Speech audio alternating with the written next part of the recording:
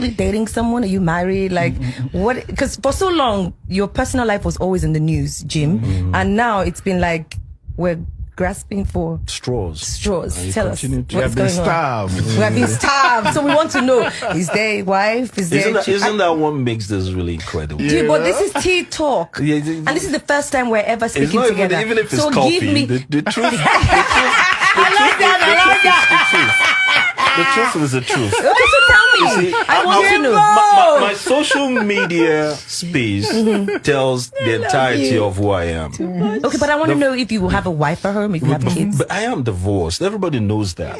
I got into a marriage with an amazing person. Okay. I mean, she was Caucasian. She is Caucasian, and then we it was love. It was totally love. You know, we came to understand each other. You know, Russians are a different way. They're really ethnic. They're really traditional. So there was certain values African descent could connect with. But again, there are certain things I'm telling you that as a biracial relationship comes with so many, parts, so many, tendencies that if you cannot take inventory of everything as it unravels, marriage is the singular entity that will bring out the best or the worst in you. The emotions you're capable of in a marriage, spending time with someone that you didn't think you're capable of. Yes.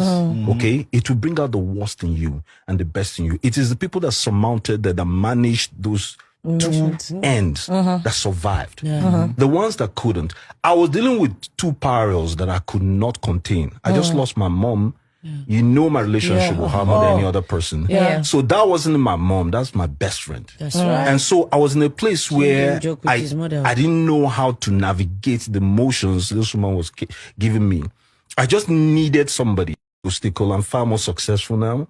I'm far more understanding of who I am. I've grown older. I had like 30 friends there that could come to my aid. I have 4 now. It's enough. Yeah, it's enough. 4 is even too That's much. all I need. The 4 trust me, 2 associates, 2 are close. So I understand. So anybody that's coming to my space right now, people keep debating, is it on your terms? Yes, it is. Yes. It really is. Yes. Because I'm bringing 3/4 of that table. My nigga. Jim dropping gems. So when you come with yours, better come correct. The great party.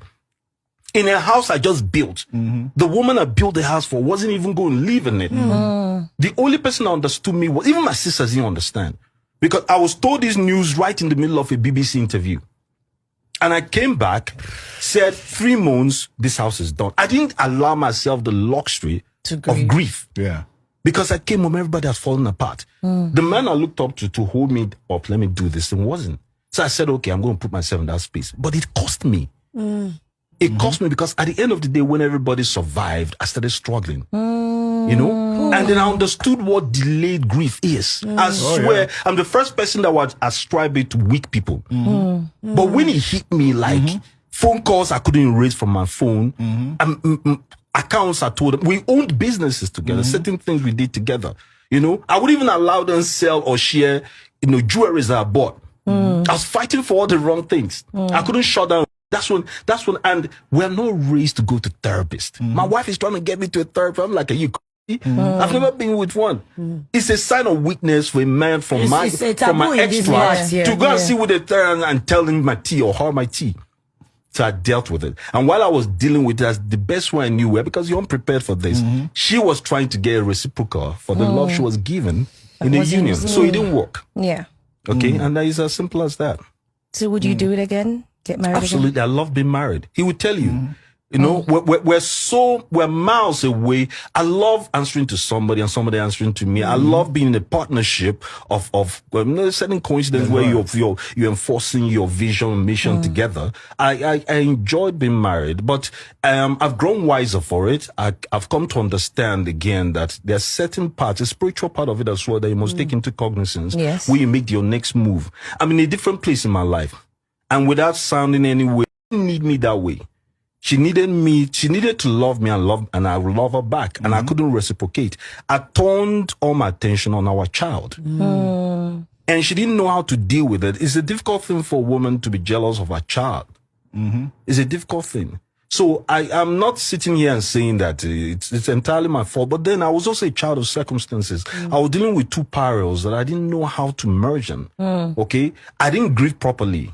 I was like the second head of a family. My father had fallen apart emotionally. I had only sisters. And that's the thing that, people don't understand the gift they have when they call certain people brothers. A brother in your life can literally save you. That's another man in your life. You don't have to shoulder certain things that society expects us to shoulder. As men, as Africans, as Nigerians, as Igbo men. You're literally told not to show emotion because you just lost the best person in your life. People are out there making arrangements.